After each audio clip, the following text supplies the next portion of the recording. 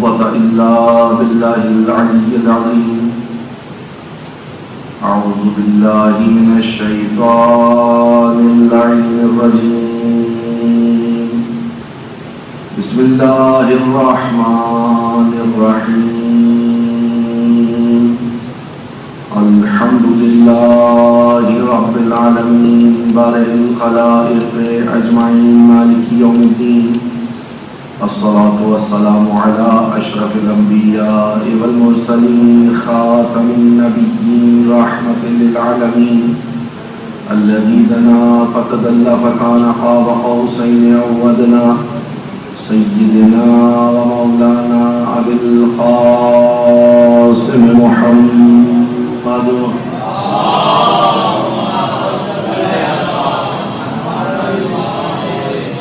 وأهل بيته الطيبين الطاهرين المعصومين المظلومين الذين أذهب الله عنهم الرجس وطهرهم تطهيرا.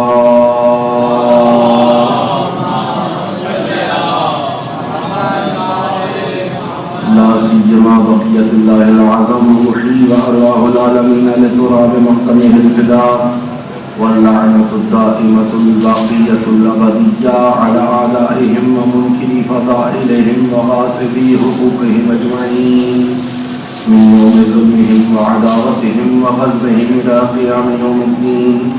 أما بعد قال الله فأعوذ بالله من الشيطان الرجيم. بسم الله الرحمن الرحيم. من المؤمنين رجال صدقوا ما عاهدوا الله عليه فمنهم من قضى نحبه ومنهم من ينتظر وما بدلوا تبديلا.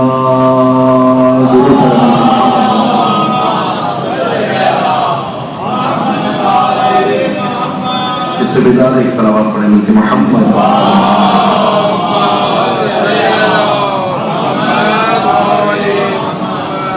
پروردگار عالم کے لطف و کرم سے کل جس عنوان کا آغاز کیا تھا مقام معیت، آج ہم اپنے دوسرے مرحلے میں داخل ہو چکے ہیں اور اس موضوع کو آپ کے سامنے بیان کرنے کے لیے جس آیت مجیدہ سے سہارا لیا گیا وہ سورہ مبارکہ احزاب کی 23ویں آیت ہے، جس میں اللہ تعالیٰ ارشاد فرما رہا ہے من المؤمنین رجال صدقوا ما عاهدوا اللہ علیہ.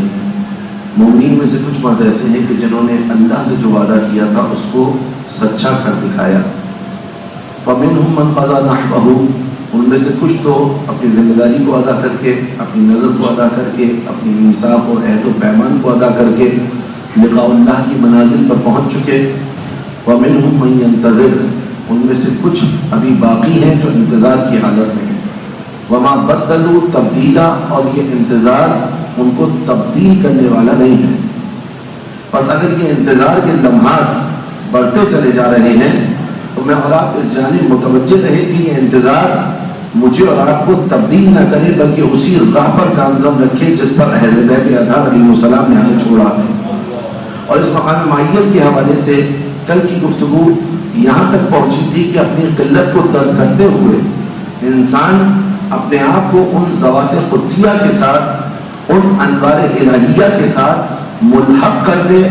پس آپ کی قلت کثرت میں بدل جائے گی اور شاید جتنے احسن انداز سے، جتنی دقیق نظروں سے اغیار ہمیں دیکھ رہے ہیں، ہم خود اپنی حیثیت کو اس انداز سے نہیں پہچان پا رہے ہیں. اور یہ بہت اہم مرحلہ ہے کہ جب مجھے سمجھ میں نہ آئے کہ حق کس طرف ہے تو میں دشمن کے تیروں کو دیکھوں کہ وہ کس طرف چل رہے ہیں. اگر دشمن کے تیر کی سمت مجھے سمجھ میں آ گئی نا کہ یہ حملہ کہاں ہو رہا ہے، کس طرف ضبط قرار دی گئی ہے اور کس کو نشانہ قرار دیا گیا ہے، تو پھر میرے لیے معاملہ آسان ہو جائے گا. لہذا کسی طرح مجھے اور آپ کو اس بحر نور سے متصل کرنا ہے. جس طرح کل میں نے مثال دی تھی کہ حضرت حر علیہ السلام نے اپنے آپ کو اس بحر کرامت اور بحر نور سے متصل کیا تھا. مل کے صلوات پڑھتے محمد و آل اس سے بیدار ایک صلوات پڑھے مل کے محمد.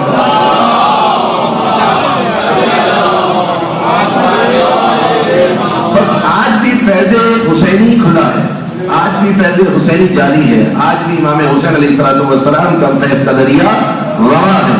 کون کون ہے جو اس دریا سے سیراب ہو؟ کون ہے جو اس دریا سے اپنے دل کو لبریز کرے اور پر کرے؟ امام حسین علیہ السلام کا فیض تو جاری ہے. امام حسین علیہ السلام کا فیض نہ اس وقت رکا تھا نہ آج رکا ہے. آج بھی امام حسین علیہ السلام کا یہ فرض لوگوں کو سید الشہداء علیہ السلام سے متصل کر رہا ہے. کل میں نے زیارت کا ایک جملہ آپ کے سامنے بیان کیا تھا، یجعلنی معکم فی الدنیا والآخرہ. ہمیں صرف وہ آخرت نہیں چاہیے کہ جس میں ہم امام حسین علیہ السلام کے ساتھ ہوں، ہمیں وہ دنیا بھی چاہیے کہ جس میں ہمیں امام حسین علیہ السلام کی مائیت ملے. بلکہ اگر میں لفظوں کو بدل دوں اور لفظوں کو بدل کر یہ کہوں کہ آخرت میں مائیت حسین جبھی ممکن ہے جب دنیا میں مائیت حسین ابن علی علیہ السلام. توجہ رکھیے گا، یجعلنی معکم فی الدنیا والآخرہ، نہ فقط فی الآخرہ، صرف آخرت میں نہیں بلکہ دنیا میں بھی اللہ ہمیں ان میں سے قرار دے کہ وہ ان کے ساتھ ہے. دنیا میں بھی ان کے ساتھ اللہ ہمیں قرار دے، اور اس دنیا میں قرار ہونا ان کی مائیت میں یہ لازم سبب قرار پائے گا کہ ہم آخرت میں سید الشہداء علیہ السلام، اصحاب امام حسین علیہ السلام، انصار امام حسین علیہ السلام کے ساتھ محشور ہو. ایک صلوات پڑھے مل کے محمد وآل محمد. بس اگر قانون کو بیان کیا جائے کہ قانون یہی ہے کہ جو دنیا میں ان کے ساتھ ہوا وہی آخرت میں ان کے ساتھ ہوگا. معاملہ یہاں پر اس طرح نہیں ہے کہ نماز علی ابن ابی طالب کے پیچھے بہتر ہو اور دسترخوان کسی اور کا بہتر ہو. یہاں دسترخوان بھی علی کا چاہنا ہوگا، نماز بھی علی ابن ابی طالب علیہ السلام کی پسند کرنی ہوگی، جب جا کر اس مائیت کی منزل پر پہنچیں گے. اور اسی جانب امیر المومنین علیہ السلام نے جناب ابو ذر کے لیے اشارہ کیا تھا کہ ابو ذر ان قدموں کو گنتے ہوئے آپ کتنے افراد کے قدم ہیں جو کل آپ کے سامنے بیان کیا تھا. وہ دیکھا 2 لوگوں کے قدم، یعنی ان نقش قدم پر مجھے اور آپ کو چلنا ہے. جب اس نقش قدم پر چلنے کے عادی ہو جائیں گے تو اس راہ کو گزارنا میرے اور آپ کے لیے آسان ہو جائے گا. اس راہ سے گزارنا ہمارے لیے آسان ہو جائے گا. دور پرآشوب ہے، دور سختیوں کا ہے. آپ دیکھ رہے ہیں کہ متعدد حملے تشیع پر متعدد جانب سے ہو رہے ہیں. ہر جانب سے تشیع کے لیے ایک تہجم ہے، ایک ہجوم ہے جو تشیع کے خلاف کھڑا ہوا ہے. یہ ہجوم جانتے ہیں کیوں کھڑا ہوا ہے؟ ایک طرف تو ہم نگاہ کرتے ہیں کہ ہمارے خلاف دشمن منظم ہو کر کبھی بل پاس کروا رہا ہے، کبھی دوسرے طریقے سے حملہ کر رہا ہے، کبھی جلوس اعضاء کو نشانہ بنایا جا رہا ہے، کبھی مجالس اعضاء کو نشانہ بنایا جا رہا ہے. ایک نگاہ یہ ہے، لیکن دوسری نگاہ ایک اور ہے کہ میں اور آپ اپنی اس قلت کو جو کثرت میں بدل رہے ہیں اسپرشی اعضاء کے ذریعے. دشمن کو اب ہم قلیل دکھائی نہیں دے رہے، دشمن کی نگاہ میں ہماری کثرت ہے. اسی لیے تو ہیبت داری ہے دشمن کے دل پر، ورنہ جن کی تعداد ہمیشہ کم رہی ہو. طول تاریخ میں تمام سلاطین جور کو ان سے خطرہ ہے، طول تاریخ میں تمام افراد کو وہ خطرے کا نشان رکھتے رہے، طول تاریخ میں انہی کی وجہ سے تمام مظالم ڈھائے جائے. اس کا مقصد دشمن جو ہمیں دیکھ رہا ہے وہ الگ دید سے دیکھ رہا ہے، اور اسی دید سے مجھے اور آپ کو دیکھنا ہوگا. بس دشمن مجھے اور آپ کو دیکھ رہا ہے کہ ہم ملحق ہیں کربلا سے، اور ہم نے زندگی گزارنے کا سلیقہ لیا ہے کربلا سے. اب اس حوالے سے ہمیں بہت محتاط رہنے کی ضرورت ہے. بزرگان بہتر جانتے ہیں، میں ایک جملہ کہا کرتا ہوں اپنے بچوں کے لیے اور جوانوں کے لیے کہ آپ اس بات پر فخر کرتے ہیں کہ آپ امیر المومنین علیہ السلام کے شیعہ ہیں، اور یہ بات باعث فخر ہے. یہ بات باعث فخر ہے کہ آپ امیر المومنین علیہ السلام کے شیعہ ہیں.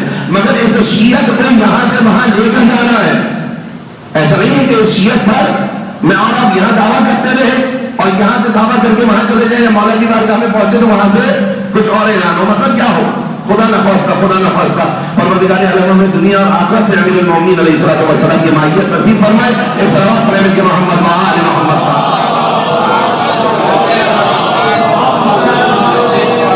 مطلب یہاں اگر آپ نکلے کرائے پر مکان لینے کے لیے تو بہت سے مومنین کو کرائے پر مکان نہیں دیا جاتا، چونکہ علی کے شیعہ ہیں. ہمارے معاشرے میں ہو رہا ہے نا بھائی. بہت سے جوانوں کو جاب اس لیے نہیں دی جاتی ان کے نام کے ساتھ آبدی، کاظمی، جعفری، رضوی، زیدی لگا ہوا ہے. ایسا ہی ہے نا. بہت سے جوان ہمارے بزرگوں کو بے قدر زندانوں کے اندر اسیر کر دیے گئے جن کی مائیں آپ کے سامنے مسلسل احتجاج کر رہی. اسی طریقے سے کتنے شہداء ہم نے دیے کہ ہمارے قبرستان ان شہداء کے وجود سے لبریز ہیں. یہ سارے مظالم، یہ سارے ستم، یہ سارے ظلم ہم اس دنیا میں جھیل رہے ہیں. کس وجہ سے؟ اس وجہ سے کہ دوسرا ہمیں یہ سمجھ رہا ہے کہ ہم حضرت امیر المومنین کے شیعہ ہیں. لیکن ہمیں اس پہ دوسرے کی نگاہ پر اکتفا نہیں کرنا، ہمیں امیر المومنین کی نگاہ میں شیعہ بننا ہے۔ ان تمام تر مظالم کے بعد اگر خدا نخواستہ میں میدان محشر میں پہنچوں اور پہنچنے کے بعد اپنا تعارف کراؤں کہ مولا میں آپ کا شیعہ ہوں، اور خدا نخواستہ خاتم بدہن وہاں سے جواب آئے کہ وہ آسان نظر نہیں آ رہے جو میرے شیعہ میں ہے، تو آپ بتائیے خسارت دنیا والا آخرہ ہے یا نہیں ہے؟ یہ خسارہ ہے سراسر یا نہیں ہے؟ یعنی دنیا سے اس لیے محروم رہا کہ لوگوں نے مجھے ان کا شیعہ سمجھا، آخرت پہ جب ان کے سامنے پہنچا تو انہوں نے بھی مجھے نعوذ باللہ ثم نعوذ باللہ ثم نعوذ باللہ اللہ نہ کرے اپنا شیعہ قرار نہیں دیا۔ تو اب اس سے بڑھ کر اور کوئی خسارہ نہیں ہوگا، ایک ہی راہ ہے ہمارے پاس کہ اس دنیا میں بھی شیعہ بن کر رہے اور ایسے شیعہ بن کر رہے کہ علی کی نگاہ میں بھی شیعہ بن جائے۔ مل کے صلوات پڑھے محمد وآل محمد۔ ایک ہی راہ ہے، اس کے علاوہ اور کوئی راہ میرے اور آپ کے پاس نہیں ہے کہ میں یہ کہوں کہ اس کے علاوہ کوئی اور طریقہ ہو کہ جس کی وجہ سے وہاں پر کامیاب ہو۔ نہیں، یہاں پر شیعہ بن کر رہے اور ایسے شیعہ بن کر رہے جو ان کی نگاہ میں بھی شیعت کا تمغہ آپ کو ملے اور ائمہ معصومین علیہ السلام نے دیا ہے۔ ایسا نہیں کہ ائمہ معصومین علیہ السلام نے یہ مقام یہ منزلت لوگوں کے بارے میں بیان نہیں کی۔ آپ کے سامنے وہ حدیث تو بیان ہوتی ہے نا جس میں معصومین نے کہا کہ تم ہمارے شیعہ نہیں ہو، یہ کہو ہمارے محب ہو۔ اکثر آپ نے وہ حدیث سنی ہے۔ آج میں آپ کو چند ایسی ذوات قدسیہ کا تعارف کرانا چاہتا ہوں کہ جن کے لیے معصومین علیہ السلام نے سند دی ہے کہ یہ واقعی اس مقام پر ہے۔ مل کے سلام پڑھے محمد وآل محمد۔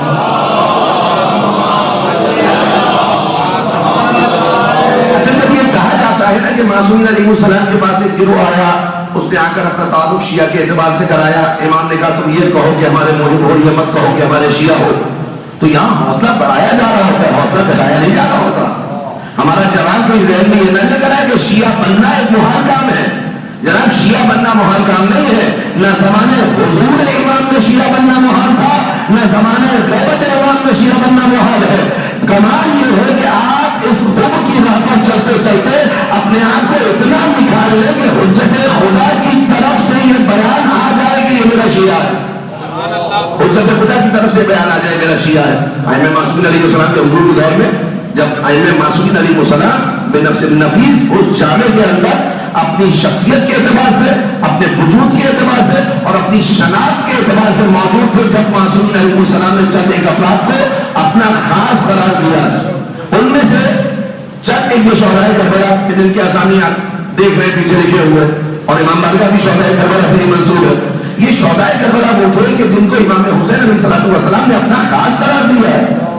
آپ کے سامنے کل میں نے روایت پڑھی تھی کہ امام حسین علیہ السلام نے فرمایا انی لا اعرف ابرا انی لا اعرف اہل بیت ابرا ولا اسکا ولا اطهر من اہل بیتی ولا اصحابهم خیر من اصحابی، کہ نہ ایسے کسی کے گھر والوں کو جانتا ہوں جن میں یہ پاکیزہ صفات ہو، نہ ہی کسی کے ساتھیوں کو جانتا ہوں کہ جن میں یہ پاکیزہ صفات ہو۔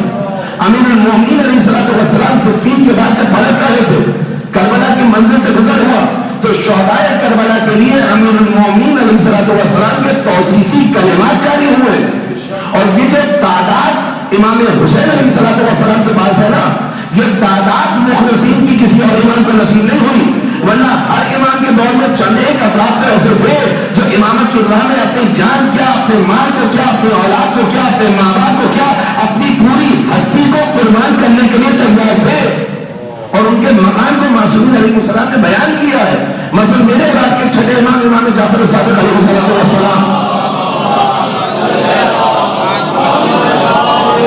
تھے ایسے افراد، ایسا نہیں کہ ایسا بننا محال ہے، نہیں، ایسے لوگ ہیں، ابھی بھی ہوں گے، آپ کے محلے میں بھی انشاءاللہ ہوں گے، ہو سکتا ہے آپ کے گھر میں بھی ہو، کہ جن کے لیے سب سے زیادہ مقدم چیز جو ہوگی وہ مرضی امام ہوگی، جن کا ہر فعل امام علیہ السلام کی مرضی کے مطابق ڈالنے کی جن کی صحیح کوشش ہوگی، جو چاہتے ہوں گے کہ ہمارا ہر کام خوشی ہو یا غم معصومین علیہ السلام کی تعلیمات کے مطابق ہو، بس وہی باکمال افراد ہے کہ جن کے فضائل کو ائمہ اہل بیت نے بیان کیا ہے۔ ایک گروہ امام صادق کے پاس آیا اور آنے کے بعد امام صادق نے کہا کہ مولا قیام کریں، آپ کے لیے ہم اتنے گھوڑ سوار، اتنی تلواریں، اتنے جنگجو افراد میدان میں لے کر آئیں گے کہ آپ کا ساتھ دیں گے۔ امام علیہ السلام اس سے پہلے کہ اس کی بات کا جواب دیتے، امام علیہ السلام کے ایک صحابی ہارون مکی داخل ہوئے، امام نے کہا ہارون جاؤ جا کر تندور میں بیٹھ جاؤ، شیعہ کون ہوتا ہے؟ हारून जाओ जाकर तंदूर में बैठ जाओ, सुन रखा होगा आपने वाक्य। हारून ने कुछ अगला सवाल ही नहीं किया, कोई अगला बयान ही नहीं मिलता हारून का। इधर इमाम ने कहा, उधर हारून तंदूर की तरह चले और जाकर तंदूर में बैठ गए। अब तो ये गिरोह आया था ना, ये बात इमाम से कर रहा था, निगाहें उसकी तंदूर पर थी। इमाम अलैहिस्सलाम ने कहा क्या हुआ? कहा यमन रसूलुल्लाह उसको तंदूर में क्यों बिठा दिया? इमाम ने कहा जाकर देख लो। अब जब जाकर देखा तो हारून तंदूर में बैठे थे, मगर आग हारून के लिए गुलजार हो गई। आग हुज्जत खुदा के फरमान पर अमल करने की वजह से गुलजार बन गई। और हारून रिवायत में है कि 4 जालों उस तंदूर में बैठे हुए थे। इमाम अलैहिस्सलाम ने एक मरतबा उस गिरोह की तरफ देखा, दूसरी मरतबा हारून की तरफ देखा। इमाम ने कहा ऐसे कितने हैं, ऐसे कितने हैं जो तुम आकर मुझसे कह रहे हो कयाम करें? बताओ ऐसे कितने हैं? जब ऐसे 5 हो जाए तो मेरे पास आ जाना, मिलके सलावत पढ़े मोहम्मद इससे बेदार एक सलावत पढ़े मिलके मोहम्मद वाले मोहम्मद।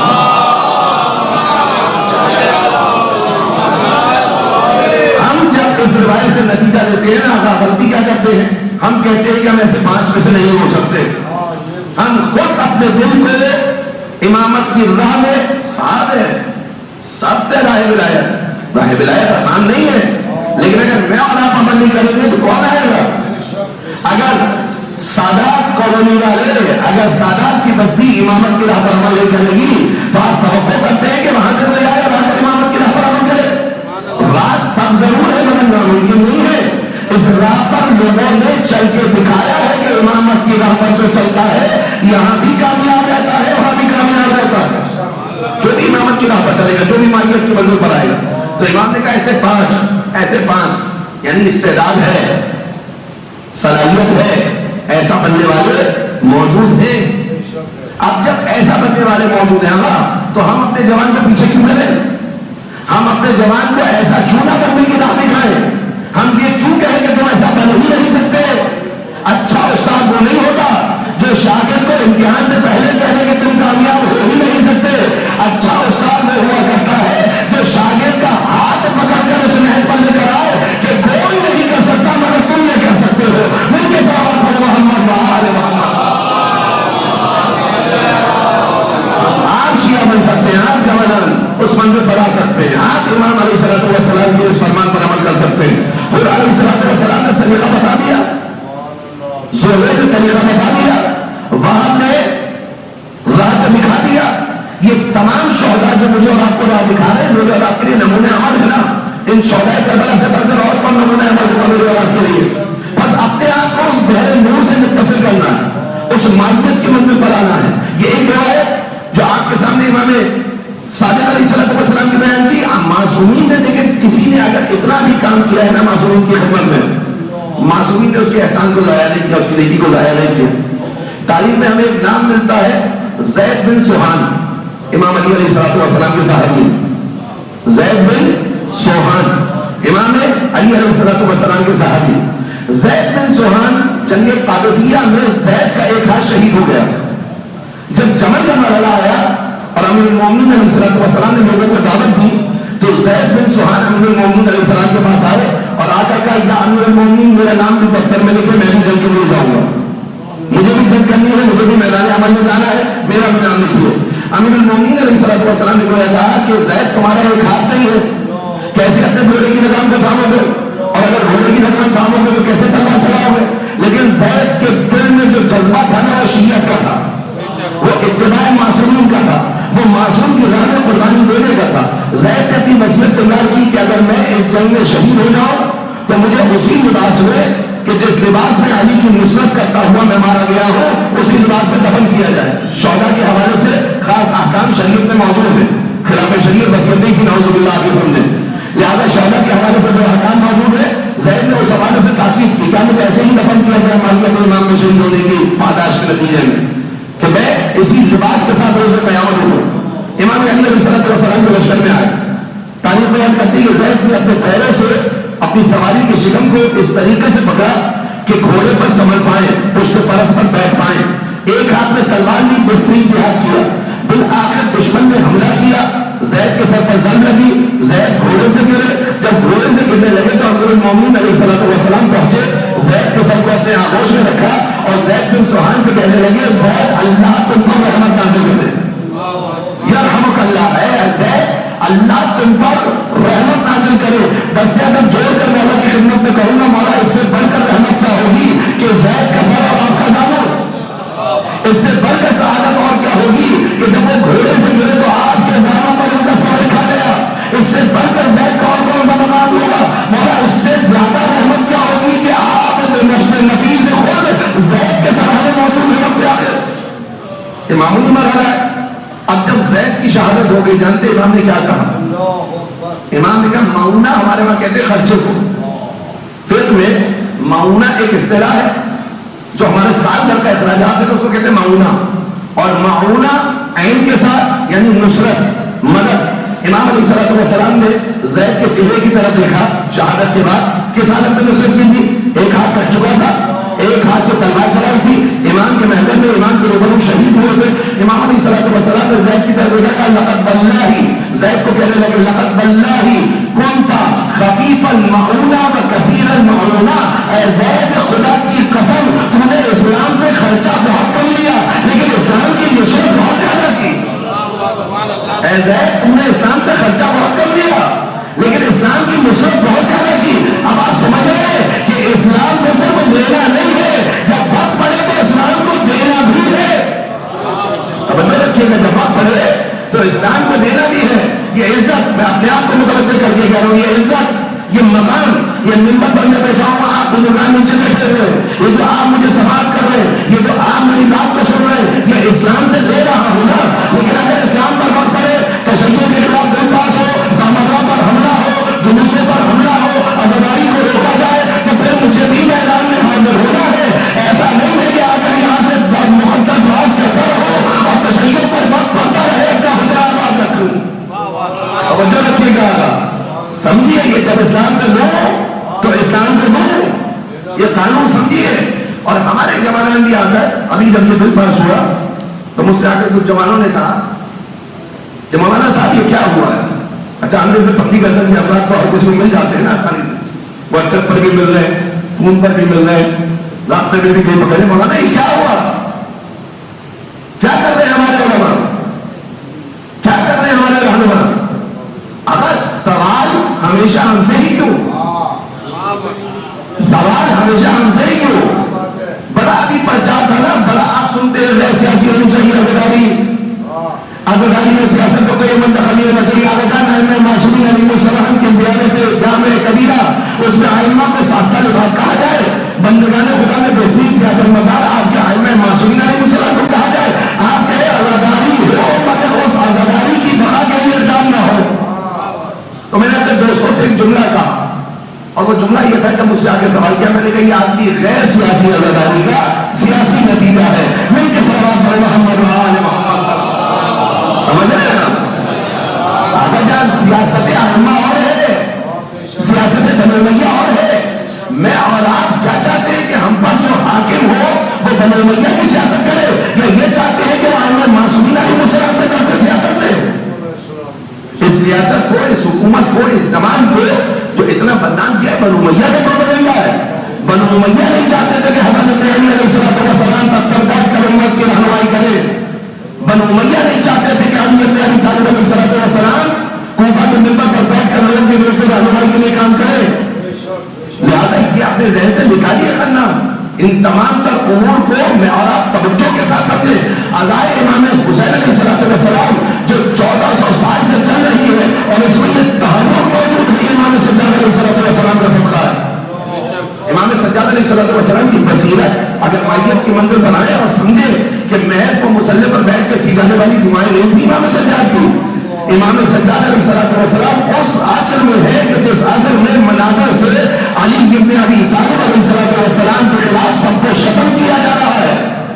عبد الملک بن مروان جیسا سفاک امام علیہ السلام کے سامنے، مروان جیسا سفاک امام علیہ السلام کے سامنے، اس وقت ممبروں سے کوئی جمعے کا خطبہ ایسا نہیں ہوتا تھا جس میں امیر المومنین علیہ السلام پر سب کو شتم نہ کیا جائے۔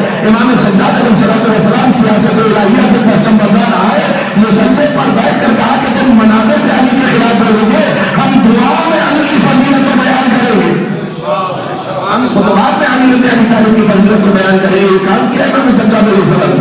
آپ دعاؤں کا پیٹرن دیکھیے امام سجاد علیہ السلام. آپ دعاؤں کا طریقہ کار دیکھیے. ممبروں سے کیا ہو رہا ہے؟ آل محمد کی تذیب کی جا رہی ہے, ان کو کمزور کیا جا رہا ہے. یہی ہو رہا تھا نا. امیر المومنین علیہ السلام کے خلاف ابو شتم, امیر المومنین علیہ السلام کے خلاف حمزہ سرائی, یہ منابر سے ہو رہا تھا. کوئی جمعے کا خطبہ, کوئی عید کا خطبہ, کوئی اجتماع, حتیٰ سرزنش کی جاتی تھی افراد پر اگر وہ علی بن ابی طالب علیہ السلام کے خلاف زبان کو نہیں کھولتے تھے. یہ حال تھا اس وقت. امام سجاد علیہ السلام نے کیا کیا؟ آپ دعاؤں کا طرز دیکھ لیجیے. صحیفہ سجادیہ کی اٹھا کر صحیفہ سجادیہ کی دعاؤں میں ہر چند فقرات کے بعد امام سجاد علیہ السلام حضرت محمد علیہ السلام پر درود بھیج رہے ہیں. یعنی تم آل محمد سے دور کرو گے, ہم دعاؤں کے ذریعے ان کو قریب لے کر آئیں گے. ہم دعاؤں کے ذریعے ان کو قریب لے کر آئیں گے. تو اگر سوال ہمیشہ ان لوگوں سے نہ کریں جو میدان میں غالب رہتے ہیں. جو میدان میں رہے گا اس سے کچھ غلطیاں بھی ہوں گی, اس سے خطائیں بھی ہوں گی. اور مزیدار بات یہ کہ سوال بھی وہ کرے جو کبھی میدان میں نظر ہی نہ آئے. بالکل اس طرح کے جو علی بن ابی طالب علیہ السلام کے مد مقابل لوگ تھے. امیر المومنین جنگ خندق پہ گئے, امیر المومنین نے جا کے عمر بن عبداللہ کو بچایا, اس نے اپنا لعاب نجس امیر المومنین علیہ السلام کے رخ اندر کی طرف روانہ کیا. علی علیہ السلام اتر کر میدان میں ٹہلنے لگے. جب وہ جو میدان میں جانے سے ڈر رہے تھے نا, علی سے آ کر کہنے لگے یا علی, یہ جنگ کی حکمت عملی کے خلاف ہے کہ آپ دشمن کو زیر کریں اور سینے سے اتر جائیں.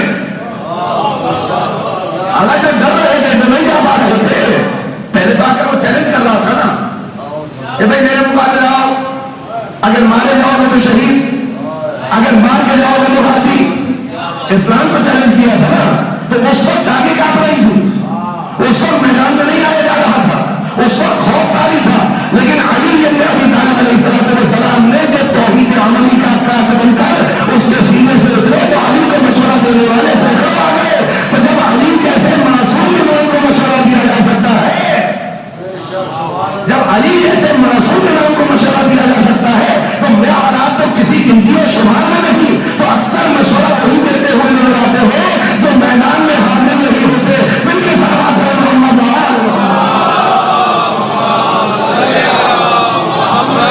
مائیت کی منزل پر جب انسان آتا ہے نا, جب مائیت کی منزل پر آتا ہے تو اس کی نماز بھی مائیت کی منزل پر آتی ہے, اس کا روزہ بھی مائیت کی منزل پر آتا ہے, اس کا انفاق بھی مائیت کی منزل پر آتا ہے. جب مائیت کی منزل پر آتا ہے نا, جب فرق نہیں رہتا, پھر جو وہ سیاست کرتا ہے نا, وہ سیاست کی بصیرت عالمی کے تحت ہوتی ہے, اس پہ دنیاوی آموزش نہیں ہوتی ہے. مائیت کہ جب انسان جا کر ملحق ہو ان ذوات قدسیہ کے ساتھ, تو پھر وہ دکھائی نہیں دیتا, بس وہی نور دکھائی دے رہا ہوتا ہے جو حقیقت رکھتا ہے. مل کے صلوات پڑھیں محمد.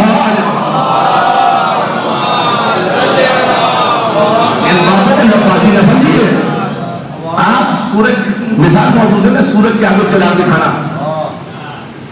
دن کی روشنی میں اگر کوئی چراغ جلا دیں ہم, اس کی روشنی محسوس ہوگی, سورج کی روشنی کے آگے کیوں نہیں ہوگی؟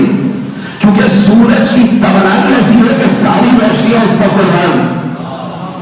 آفتاب امامت کیا ہے, اگر کوئی اپنے آپ کو فنا کر دے تو پھر وہ نہیں دکھائی دیتا. توجہ رکھیے گا, پھر وہ نہیں دکھائی دیتا, پھر وہ دشمن کی آنکھوں میں ویسے ہی کھٹک رہا ہوتا ہے جیسے آفتاب امامت. پھر اس کا وجود ایسے ہی کھٹک رہا ہوتا ہے جیسے وجود معصوم. یہ ہے مائیت کی منزل. اس پانی کے ذریعے جو میں نے مثال دی تھی نا کہ اس خلیل کو متصل کر دیجیے اس دریا سے جو بحر کرم ہے, جب یہ متصل ہو جائے گا نا, پھر اس کو آپ اور میں قلیل کی نگاہ سے نہیں دیکھیں گے, کثیر کی نگاہ سے دیکھیں گے. مل کے صلوات پڑھیں محمد وآل محمد. مائیت کی منزل, زیارات مجھے اور آپ پہ مائیت کی منزل بتا رہی ہے. اہل بیت اطہار علیہ السلام مجھے اور آپ کو اس منزل پر دیکھنا چاہتے ہیں. یا زید لقد واللہ کنتا خفیف المعونہ وکثیر المعونہ. خدا کی قسم, آقا امام معصوم کے کلمات ہے, خدا کی قسم تو نے اسلام سے خرچہ بہت کم دیا, اسلام کی نصرت بہت زیادہ کی. اگر اس فرشی اللہ حسین ابن علی علیہ السلام پہ آنے کے بعد جب امام حسین علیہ السلام کا نمک کھا لیا تو اب اس نمک سے وفا ضروری ہے. اسی لیے معصومین علیہ السلام نے سترہ بچھانے کی, دسترخوان بچھانے کی اتنی تاکید کی ہے کہ اس دسترخوان کے اندر وہ اثر رکھا ہے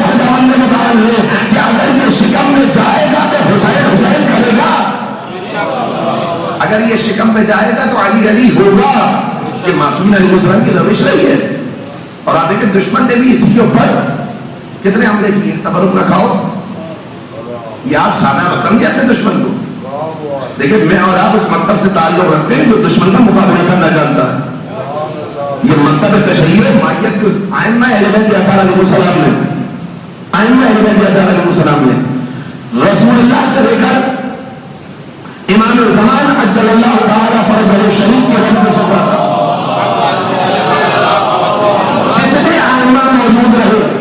جتنے ائمہ موجود رہے آپ توجہ کیجئے. آپ تمام معصومین علیہ السلام کی طرف نگاہ کیجئے. کسی امام سے وقت کا حاکم راضی نہیں ہوا. جس کو میری اور آپ کے اصطلاح میں سپر پاورز کہتے ہیں نا, کبھی کسی امام سے راضی نہیں ہوئے. ان مفاہیم کو سنبھال کے رکھے. پچھلے سال محرم میں نے کہا اپنے دوستوں اور اس جانب میرے دوست متوجہ رہے. یہ ممبر ہے, یہاں سے باہر اہل بیت اطہار علیہ السلام بیان ہوں گے. کل کی مجلس میں نے آپ کی خدمت میں عرض کیا تھا کہ جو مسئلہ تشیع کا ہے وہی مسئلہ اس ممبر کا ہے. یہ ممبر تشیع سے تعلق نہیں رہ سکتا. یہ ممبر تشیع کے ایک چاہے مسئلہ فردی ہو یا اجتماعی ہو, ائمہ اہل بیت اطہار علیہ السلام کی سیرت یہ رہی ہے کہ اسی ممبر سے بیان کیا جائے, اسی ممبر سے ابلاغ کیا جائے, اسی ممبر سے حق تک پہنچایا جائے. مفاہیم میں تبدیل نہ ہونے دیں. آپ کے مکتب کے اندر اتنا تحرک موجود ہے, اتنا تحرک موجود ہے. یہ جو تولا اور تبرہ کے عنوان سے میں اور آپ فقط ایک فرعی حکم سمجھ کر اس سے گزر جاتے ہیں نا, اس کے تحرک کو اگر آپ دیکھیں تو آپ کو حقیقی تولا اور حقیقی تبرہ سمجھ میں آ جائے جس سے دشمن خوفزدہ ہے. جس سے دشمن خوفزدہ ہے. میں نے ایک مقام پر کہا تھا کہ جناب یہ تبرہ لوگوں کو جلانے کے لیے نہیں ہے. تبرہ لوگوں کو جلانے کے لیے نہیں, تبرہ لوگوں کو جلنے سے بچانے کے لیے ہے. تبرہ لوگوں کو جلانے کے لیے نہیں ہے. تبرہ لوگوں کو جلنے سے بچانے کے لیے ہے. تولا لوگوں کو جلانے کے لیے نہیں ہے. تولا لوگوں کو جلنے سے بچانے کے لیے ہے. جب آپ تولا کریں گے نا تو خود بخود لوگوں کی سمجھ میں آئے گا یا اللہ علی کا وہ مقام ہے, ہم کیوں ان سے دور ہے. جب علی کے قریب ہوں گے تو آتش جہنم سے دور ہوں گے, جب علی کے دشمن سے دور ہوں گے تو آتش جہنم سے دور ہوں گے. من کے صلوات علی محمد وآل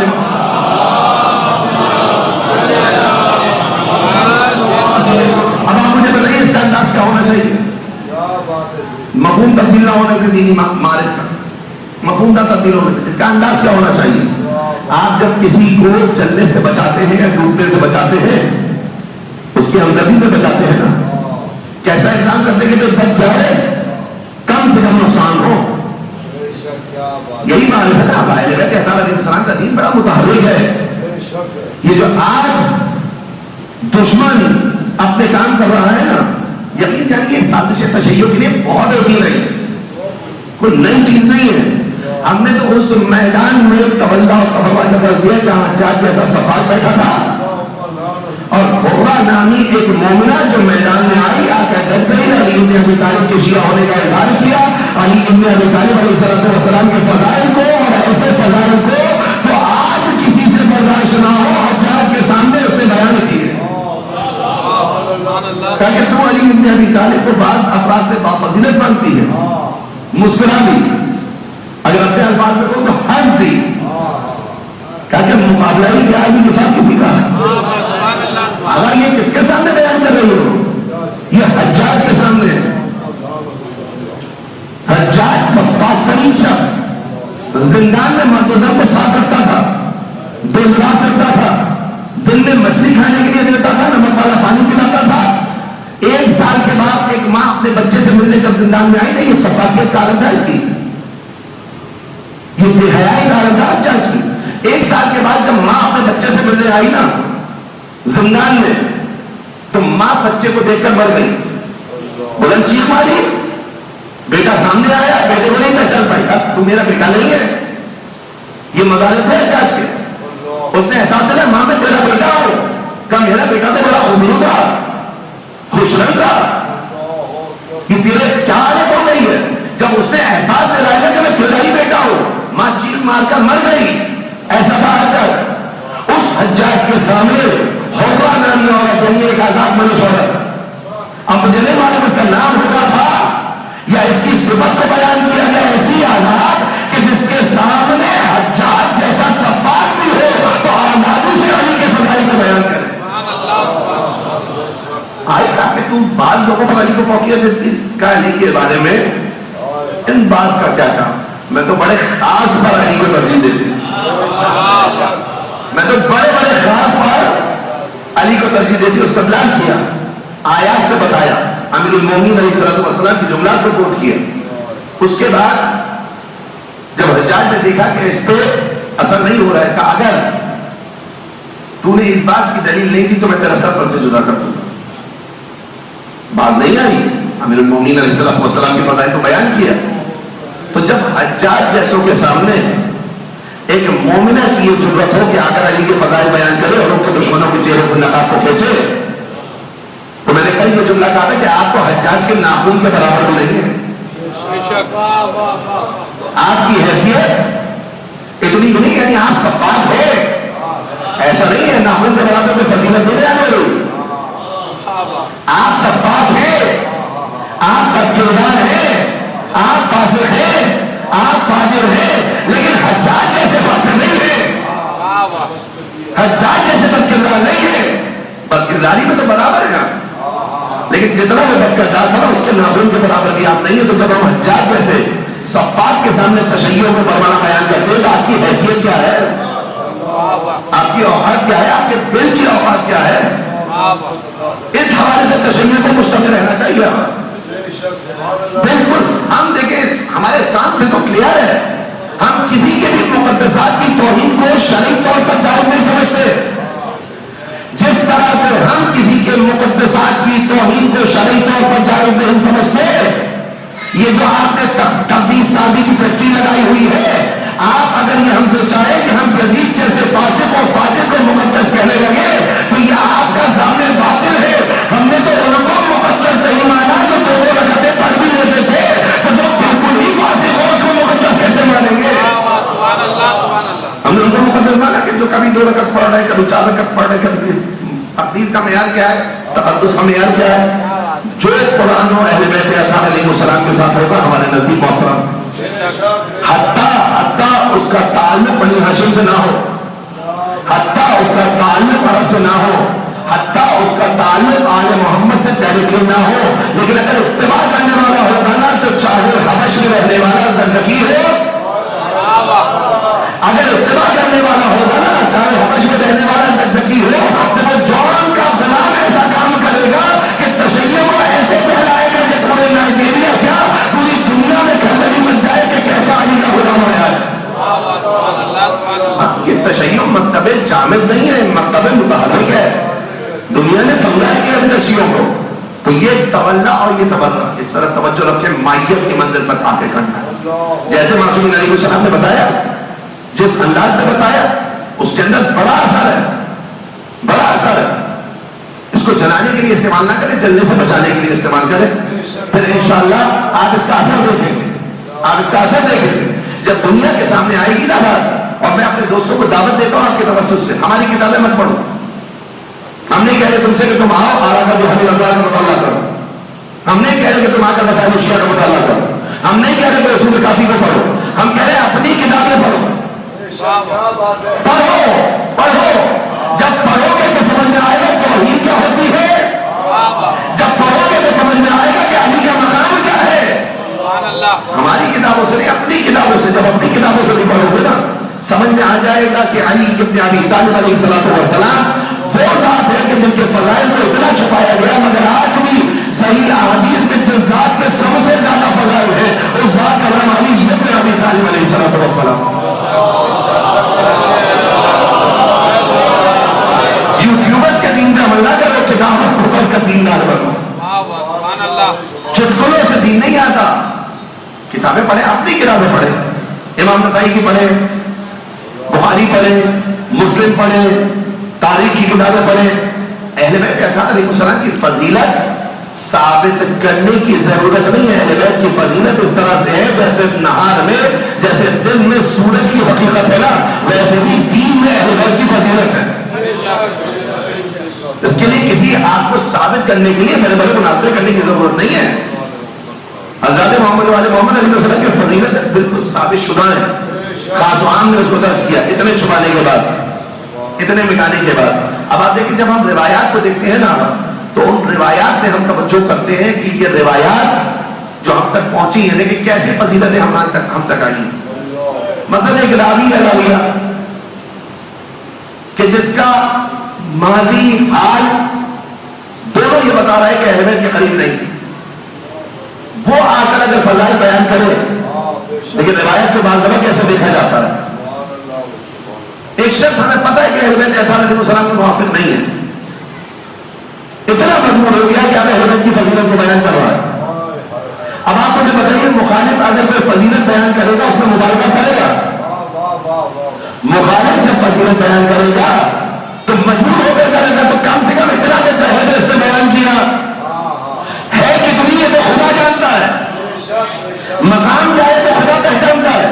لیکن اتنی بارز ہے کہ اگر دشمن بھی آ کر اعتراف کرتا ہوا نظر آ رہا ہے تو علی کو سب کہہ سکتا ہے مگر بخیل نہیں کہہ سکتا. خدا کی قسم اگر علی کے پاس دو گھر ہو, ایک میں سونا اور چاندی بھرا ہو, ایک میں خز و خاشاک بھری ہو, تو علی راہ خدا میں سب سے پہلے سونے کو تقسیم کرے گا. تو جب شام میں یہ فضیلت بیان کی جا رہی ہو تو اتنا تو سمجھ میں آتا ہے نا کہ علی کی صحابت کا عالم یہ تھا کہ شام کے منبر سے فضیلت بیان ہو رہے. اتنا تو طے ہو گیا نا. اب تو ان کی فضیلتوں کو مجھے اور آپ کو بیان کرنے کے لیے کوئی بہت زیادہ ایفرٹس کی ضرورت نہیں ہے, کیونکہ فضیلتیں تو وہ ہیں جو سر چڑھ کے بولے, جو دشمن کے منہ سے خود اعتراف کروائیں کہ ہاں صاحب فضیلت کون ہے. یہ جب ہوگا کہ جب ہم دنیا کو سمجھا دیں مائیت کی منزل پر آ کر کہ دنیا یہ کہنے پر مجبور ہو جائے ہے ایسی قومیں ایگزسٹ کرتی ہیں, حتیٰ بعض تو مسلمان نہیں ہیں. آپ جائیے ان کی دیانتداری کی گواہی لوگ دیتے ہوئے نظر آتے ہیں, ان کی صفائی ستھرائی کی گواہی لوگ دیتے ہوئے نظر آتے ہیں. کہتے ہیں یا نہیں کہتے؟ میں نہیں ممبر سے اقوام ملت کا نام لینا چاہ رہا ہوں, تب دائرہ اسلام میں نہیں آگا. کیسے گواہیاں مل رہی ہوگی؟ کیوں اس منزل پر میں اور آپ نہیں آ سکتے کہ لوگ یہ کہنے پر مجبور ہو جائیں کہ شیعہ کے ساتھ جب بھی کوئی معاملہ کرے گا شیعہ کبھی دھوکہ نہیں دے گا؟ کیوں میں اور آپ اس منزل پر نہیں آ جاتے آگا کہ کہیں کہ شیعوں کے محلے میں جب بھی جاؤ گے تو میں صفائی ستھرائی نظر آئے گی؟ کیوں اس منزل پر میں اور آپ نہیں آ سکتے کہ لوگ یہ کہیں کہ جب شیعوں کے محلے میں جاؤ اصطلاحاً رجوع کر کے جانا کیونکہ وہاں ہمارے تحقیقات میں رہا کرتے ہیں. یہ ہمارے جلوس آزا, یہ ہماری مجالس آزا, یہ ہمارے آزا خانے, یہ ہمارے محلے. کیوں علی ابن ابی طالب علیہ السلام کی تعلیمات کے احکام نہیں بن سکتے؟ بن سکتے ہیں, بن سکتے ہیں. آپ یہ کام کر سکتے ہیں, آپ زمانے کے اندر یہ صلاحیت موجود ہے. آپ کا اٹھا ہوا سر اور جھکی ہوئی نگاہیں بتائیں کہ آپ کس شریف خاندان سے تعلق رکھتے ہیں. آپ کا طرز تکلم بتائے مائیت کی منزل پر کہ آپ امام حسن مجتبیٰ کے قبیلے سے تعلق رکھتے ہیں. اس منزل کی منزل پر آنا ہے مجھے اور آپ کو, اپنے قوم کے بقا پر دنیا کے سامنے ثابت کرنا ہے. دنیا اس کی گواہی دے کہ علی کے چاہنے والے, باب العلم کے ماننے والے علم میں سب سے آگے ہیں. یہ مائیت کی منزل مجھے اور آپ کو اختیار کرنی ہے. اور جب اس مائیت کی منزل پر آ جائیں گے نا یقین جانیے دوسروں کو اگر 10 قدم اسلام میں آگے بڑھانے پڑیں گے نا آپ کا مولا آپ کی مدد کرے گا, آپ کو 1 قدم میں کام ہو جائے گا. یعنی جب ہم امین المومنین علیہ السلام سے استمداد کرتے ہیں, مدد طلب کرتے ہیں تو کیسے گرتے بھی, جس طرح وہ گرتے ہوئے کو تھام لیتے ہیں نا اس طرح طالب علم کے قلم کو جو تھامیں گے مدد کے لیے پکاریے تو قدم آگے بڑھائیے تو مائیت کی منزل پہ آئیے تو. جب مائیت کی منزل پر میں اور آپ آ جائیں گے نا آگا تو بڑے سے بڑا مارکا, بڑے سے بڑا طوفان, بڑے سے بڑے بادے مخالف مجھے اور آپ کو اپنے ہدف سے نہیں ہٹا پائے. یہ کربلا والوں نے کہا 72 ہے, بغداد کا دیگر 100 میں اس سے کچھ زیادہ 30,000 کے مقابلے پر ہے. اطمینان اتنا ہے رائے اکبر ہونے کا, اتنا اطمینان ہے کہ ہتھیار پیش کرتے ہوئے دکھائی دے رہے ہیں. ہاں یہ وظیفہ شناسی ہے, یہ اپنی ذمہ داری کو پہچاننا ہے. اگر حوصلے ان کے کم ہوتے نا تو جانتے کیا یہ ہتھیار پیش کرتے ہوئے دکھائی نہ دیتے. ہزاروں کے مقابلے پر چند ہتھیار پیش کر رہے ہیں. یعنی کیا لشکر کو نہیں دیکھ رہے, اپنے حوصلے کو دیکھ رہے ہیں. کل امامت کے دفاع کے لیے آگے نکلنا ہے, ہتھیار سیکل ہونا چاہیے, تیز ہونا چاہیے. پہلے ہی فیصلہ نہیں کر لیا. امامت کی راہ میں نصرت کو ادا کرنا ہے. مقاتل میں جو حملہ ہے, پہلے اولا میں جو حملہ ہوا نا, پہلا حملہ, اسی میں 50 اصحاب امام حسین علیہ السلام شہید ہو گئے. اور پہلا حملہ آپ جانتے کب ہوا؟ اللہ اکبر کی صدا کے ساتھ. 3 وہاں سے چلے, 50 اصحاب امام حسین علیہ السلام نماز کے دوران ہی شہید ہو گئے. ان کی شہادت سے سید الشہداء کی شہادت کا فاصلہ دیکھیے, اور ان چند پیاسوں کی مقابلت کو دیکھیے, اور اس پیاس کے ساتھ امامت کی راہ میں قربانیاں دینا دیکھیے. اور اس کے بعد جب زخموں سے چور ہو کے گرے ہیں نا, تو امام سے کوئی اور سوال نہیں کیا, بلکہ سوال کرے آبائی تو یہ اپنا رسول اللہ, اے رسول اللہ کے بیٹے کیا ہم نے وفا کر دی؟ منزل مائیت یبن رسول اللہ, اے فرزند رسول اللہ کیا ہم نے وفا کر دی؟ اجرکم اللہ, سلام ہو شہدائے کربلا. بس عزیزان محترم, دن کتنی سنت سے آگے گزرے ہیں. دیکھتے ہی دیکھتے وہ تاریخ آ جائے گی کہ جس کے لیے امام سجاد سے جب بھی کسی نے پوچھا کہ مولا سب سے زیادہ مصیبت کہاں نظر ہوئی, کہا الشام, الشام, الشام. میں نے ایک بزرگ سے سنا, کہنے لگے کہ امام سجاد کی الشام الشام جب تک کہتے رہتے تھے جب تک غش کھا کر کے نہیں جاتے. اس شام نے امام سجاد علیہ السلام کے دل کو کیسا زخمی کیا ہے. مولا شام میں کون سی مصیبتیں آئیں؟ 7 مصیبتیں امام سجاد نے بیان کی ہیں. 7 مصیبتیں امام سجاد نے بیان کی. ان میں سے چند ایک مصیبتوں کو میں آج آپ کے سامنے بیان کر سکوں گا, اور وہ بھی کامل نہیں. جب میں یہ نعت سنتا ہوں نا, کیا بیت گئی شام کے بازار میں لوگوں,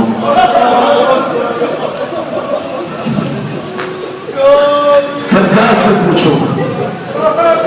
الگ الگ تصور تو کیجئے, 5 چیزوں کو اپنی زندگی سے ریلیٹ کیا کریں. آج اس دور میں اس دور کی بات کر رہا ہوں, مجال ہے کسی کی کہ راستہ چلتی ہوئی خاتون کی چادر کھینچ لے.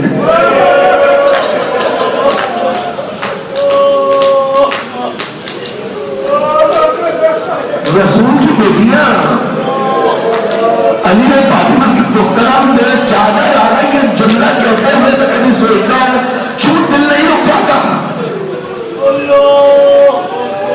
یہ ایسا کام ہے آل محمد کے لیے کہ اس کا کوئی بدل نہیں ہے, اس کا کوئی انتقام نہیں. کیا انتقام لیا جائے گا شاید نہیں بیان کر سکوں میں آج آپ کے سامنے جو مصیبت امام سجاد نے بیان کی. بس اتنا سن لیں, دنیا نے رسول کو نہیں سمجھا, دنیا نے علی کو نہیں سمجھا, دنیا نے حسن و حسین کو نہیں سمجھا, دنیا نے سید سجاد کو نہیں سمجھا. جناب زینب کی چادر, ام کلثوم کی چادر, بیویوں کا بے ہونا سمجھنے کتنا بڑا درد امام سجاد کو نہیں ہے. رسول اللہ کے سامنے میرے دل یہ آپ جب جمعے کے دن پڑھتے ہیں آئینہ طالب بدل خون کربلا, کہاں ہے خون کربلا کا انتقام دینے والا. آپ جب یہ پڑھتے ہوئے امام زمانہ آئیں گے, خون کربلا کا انتقام لیں گے, قبروں سے ربا اٹھا کر دوبارہ سنگار کریں گے. روایات ہمارے پاس موجود ہیں, آپ مجھے بتائیے امام زمانہ آ کر خون حسین کا بدلہ لیں گے, مگر رضا زینب کا بدلہ کیا ہوگا؟ رضا زینب کا کوئی بدلہ ہے؟ ہو سکتا ہے رضا زینب کا کوئی بدلہ جو چادر کربلا میں چھینی ہے, اس چادر کا کیا بدلہ ہو سکتا ہے؟ رسول اللہ کے سامنے ایک زنی یہودیہ کو کسی جنگ میں لایا گیا. عورت یہودی تھی, اس کے سر سے چادر سلپ گئی, ہاتھ بندھے ہوئے تھے. رسول اللہ نے کہا اس کے ہاتھوں کو کھولو, اس کی چادر کو درست کرو. کسی نے کہا یا رسول اللہ یہ عورت تو یہودی ہے, مسلمان تو نہیں ہے. رسول اللہ نے کہا ہے تو خاتون, ہے تو خاتون, اسی محمد مصطفیٰ کی بیٹیاں, اسی محمد مصطفیٰ کی بیٹیاں بازاروں سے بے چادر گزاری جا رہی ہے. امیر المومنین کی شہادت میں آپ نے سنا ہے نا, لوگوں نے نہیں سمجھا، نہ رسول کو سمجھا نہ علی کو سمجھا. اگر سمجھ لیا ہوتا تو کربلا جیسا خونی واقعہ نہ پیش آتا. امیر المومنین کی شہادت میں آپ نے سنا ہے نا، امیر المومنین نے وصیت کی حسن حسین میرے بعد میرے قاتل کو صرف ایک ضرب لگانا، ایک ضرب سے زیادہ نہ لگانا، اور خبردار اس کا لاشا مسئلہ نہ کرنا، کیونکہ میں نے تمہارے جب رسول اللہ سے سنا ہے کہ لاشے کی توہین نہ کی جائے، چاہے لاشا کاٹنے والے نجسلین حیوان کا ہی کیوں نہ ہو. آقا دنیا نے نہیں سمجھا علی کو. علی وصیت کر رہے ہیں اپنے قاتل کے لیے کہ لاشے کی توہین نہ کرنا. سیدھے سجاد نے یہ منظر دیکھا، اسی علی کا بیٹا کربلا کے میدان میں ایک امروتی کے لیے انگلی کاٹی جا رہی ہے. کمر پر امام حسین علیہ السلام کے ایک پٹکا بنا ہوا تھا جس سے امام حسین نے اپنے لباس پر رکھا ہوا تھا. جب مانے ملک کہتا ہے کہ پٹکا مجھے بہت پسند آیا، میں نے چاہا اس پٹکے کو لوٹ لوں. آگے بڑھا کہا کہ میں نے چاہا کہ وہ پٹکا کھولوں. امام حسین علیہ السلام بعد شہادت سے ابو شہداء علیہ السلام نے اپنے ہاتھ سے روکا. اس نے مقتل میں ڈھونڈا کہ میرے اوزار میں ہتھیار منظر، اس کو تلوار کا، اس کو کسی چیز کا ٹوٹا ہوا دستہ ملا جس میں چھوٹا سا خنجر یا تلوار تھی. اس سے امام حسین علیہ السلام کے بعد شہادت ہاتھ کو کاٹا. ایک پٹکے کے لیے علی کے لال کے بعد شہادت ہاتھ کو کاٹا گیا. اس علی کے بیٹے کو کہ جس علی نے اپنے قاتل کے لیے وصیت کی. دنیا نے جو سمجھا آل محمد کو آگا، دنیا نے آل محمد کے ساتھ انصاف نہیں کیا. اور علی فرماتے ہیں غیرت مند مر جائے اگر اس مصیبت کو سوچ کر کہ علی کی حکومت میں علی کی سرحد پر شامی سپاہی آ کر کسی مسیحی عورت کے پیر سے خرخار کو لے جائے، زیور کو بار